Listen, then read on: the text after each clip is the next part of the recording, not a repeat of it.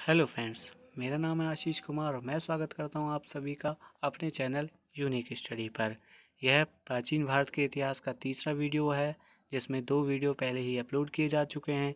यदि आपने वो वीडियोस नहीं देखे हैं तो मैं लिंक डिस्क्रिप्शन में दे दूंगा, आप वहां से जाकर उन्हें देख लीजिए। और हाँ, यदि आप चाहते हैं कि भविष्य में हमारे इस श्रृंखला के और वीडियोस आपको प्राप्त हों तो हमारे चैनल को सब्सक्राइब कीजिए और बेल आइकन को प्रेस कर दीजिए, ताकि फ्यूचर में यदि कोई वीडियो अपलोड किया जाए तो सबसे पहले आपको नोटिफिकेशन प्राप्त हो जाए और आप उन वीडियोस को देख सकें।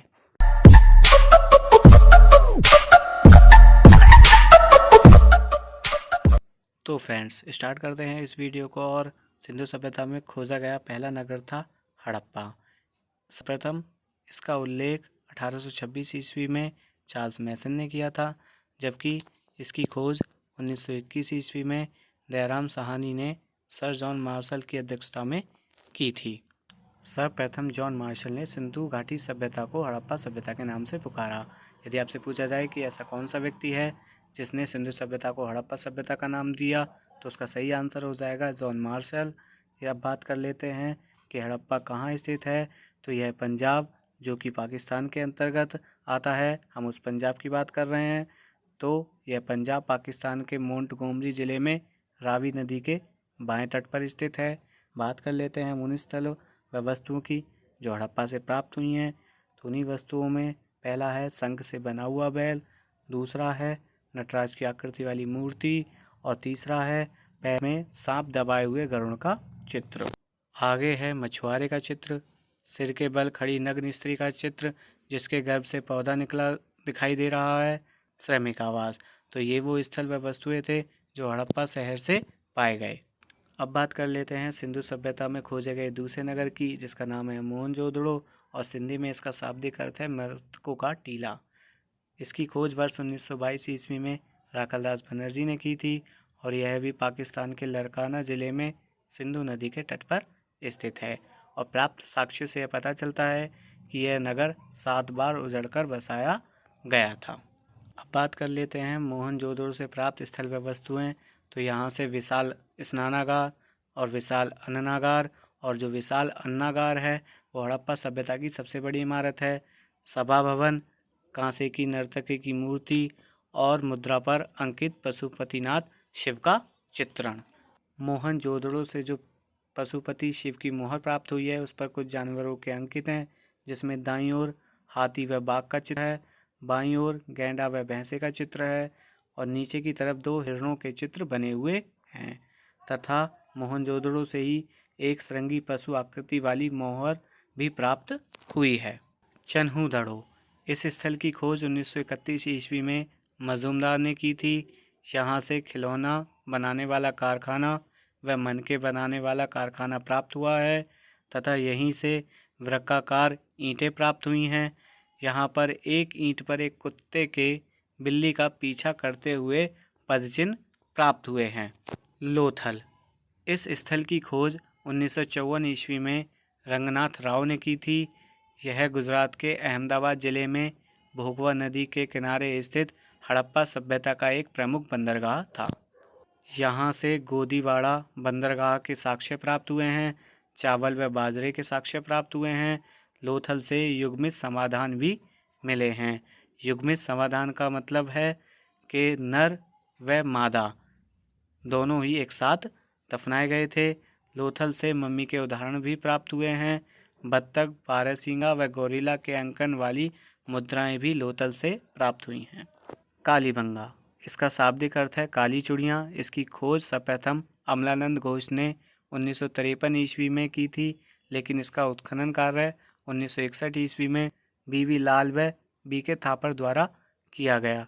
यहाँ से जीते हुए खेत व सरसों के साक्ष्य प्राप्त हुए हैं तथा यहीं से कपाल में छेद वाले बालक का शव प्राप्त हुआ है, जो यह दर्शाता है कि हड़प्पा काल में शल्य क्रिया का प्रचलन था।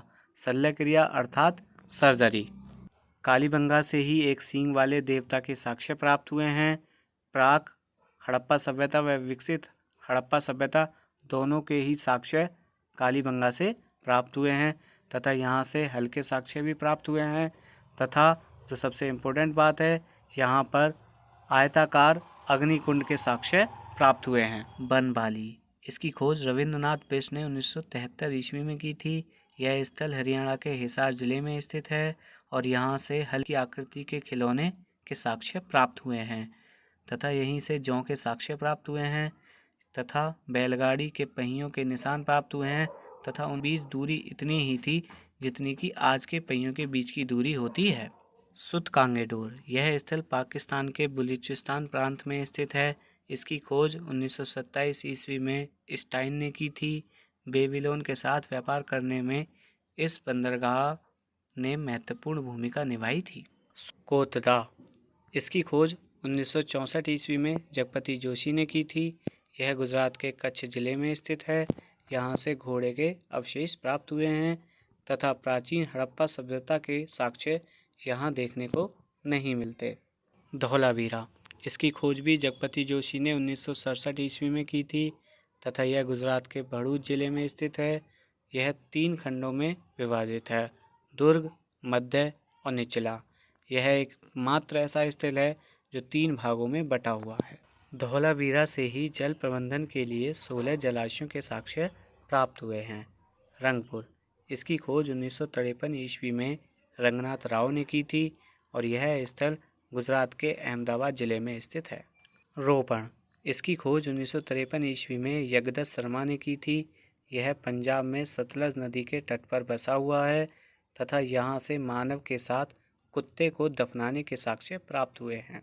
आलमगीरपुर, इसकी खोज 1958 ईस्वी में यज्ञदत्त शर्मा का हुआ है तथा यह स्थल हड़प्पा सभ्यता के अंतिम चरणों का द्योतक है। क्षेत्रफल की दृष्टि से हड़प्पाकालीन नगरों का क्रम। मोहनजोदड़ो हड़प्पाकालीन नगरों में सबसे बड़ा नगर था। राखीगढ़ी, हड़प्पा, धौलावीरा, कालीबंगा। अब हमारे लिए याद रखने योग्य कुछ बातें हैं, जिसमें राखीगढ़ी भारत में स्थित सबसे बड़ा हड़प्पाकालीन स्थल है जो हरियाणा राज्य में स्थित है। यदि आपसे पूछा जाए कि हड़प्पाकालीन सबसे बड़ा नगर कौन है तो मोहनजोदड़ो, लेकिन हड़प्पाकालीन भारत में स्थित सबसे बड़ा नगर कौन सा है तो राखीगढ़ी। इसकी खोज 1997 ईस्वी में भारतीय पुरातत्व सर्वेक्षण विभाग द्वारा की गई और यह घग्गर नदी के किनारे स्थित है। राखी में मृतकों को उत्तर दक्षिण की स्थिति में लेटाकर लंबवत गड्ढों में दफनाया जाता है। तो ये थे फ्रेंड्स हड़प्पाकालीन कुछ नगर और उनसे जुड़े हुए कुछ महत्वपूर्ण बिंदु। उम्मीद करता हूँ आपको यह वीडियो पसंद आया होगा। यदि आपको यह वीडियो पसंद आया हो तो हमारे इस वीडियो को लाइक कीजिएगा। यदि आप चाहते हैं कि भारतीय इतिहास की और भी वीडियो आपको प्राप्त हों तो हमारे चैनल को सब्सक्राइब कर लीजिए, ताकि भविष्य में यदि कोई वीडियो अपलोड की जाए तो उसका नोटिफिकेशन आपको सबसे पहले प्राप्त हो जाए।